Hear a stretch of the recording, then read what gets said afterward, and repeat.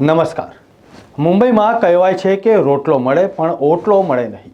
દક્ષિણ મુંબઈના હાર્દસમા ચર્ચગેટ કહો કે પછી હુતાત્મા ચોક અથવા CST નજીકના તમામ 4 રસ્તા પર ટ્રાફિક સિગ્નલની અલગ જ સમસ્યાઓ છે. એક બાજુ જાહેર જનતાને સિગ્નલ પસાર કરવામાં નાકે દમ આવી જાય છે, તો આગળ પાછળથી વાહનો ટક્કર મારે તો નવાઈ પણ લાગતી નથી. આવો જોઈએ મુંબઈ સમાચારનો ખાસ રિપોર્ટ. જો કે ટ્રાફિક સિગ્નલ દિવસ રાત 24 કલાક તો ચાલુ રહે છે, પણ પીક અવરની સમસ્યા આખી અલગ જ કહે છે. સિગ્નલ ચાલુ હોવા છતાં બે રોકટોક વાહન ઘૂસ મારે તો પબ્લિક પણ સિગ્નલ ચાલુ હોવા છતાં ઘૂસ મારતા ખચકાતી નથી.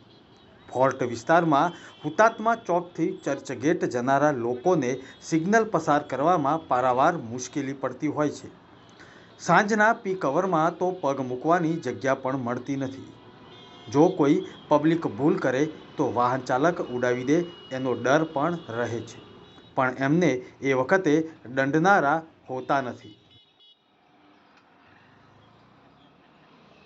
બીજી વાત કરીએ તો અહીંના રસ્તાઓ પર લોકોને પીક અવરમાં પગ મૂકવાની જગ્યા હોતી નથી. તેમાંય વળી ગેરકાયદે પાર્કિંગ અને બે રોકટોક વાહનોની અવરજવરને કારણે લોકોનો જીવ પણ જાણે પડીકે બંધાયેલો રહે છે.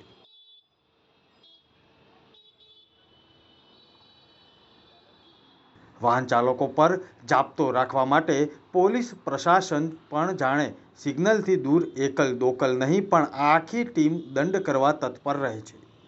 ડિજિટલ યુગમાં આજે પણ માયાવી નગરી મુંબઈમાં વાહન ચાલકોને દંડવા માટે પૂરી ફોજ જાણે તૈયાર રહે છે. એનાથી પોલીસના ખિસ્સા ભરાવાની સાથે સરકારની તિજોરી તો ભરાય છે, પણ પબ્લિકની સમસ્યાનું શું? આ સવાલના જવાબ કોણ આપશે? દર્શક મિત્રો, સમયસર પ્રશાસન જાગે તો જ પબ્લિકનું કલ્યાણ થાય. બાકી આમને આમ તો પોલીસનું થઈ રહ્યું છે કલ્યાણ, પણ પબ્લિકના નસીબમાં પેનિક જ થવાનું લખ્યું છે. શું લાગે છે આપને? ફરી મળીશું તમારી સમસ્યા અને અમારી રજૂઆત સાથે. અને અમારા મુંબઈ સમાચારના ડિજિટલ પ્લેટફોર્મ પર લાઈક, સબસ્ક્રાઈબ અને શેર કરવાનું ન ભૂલતા. અને હા, બીજી વાત, કોમેન્ટ બોક્સમાં તમારા વિસ્તારની પણ સમસ્યા અમને જણાવી શકો છો.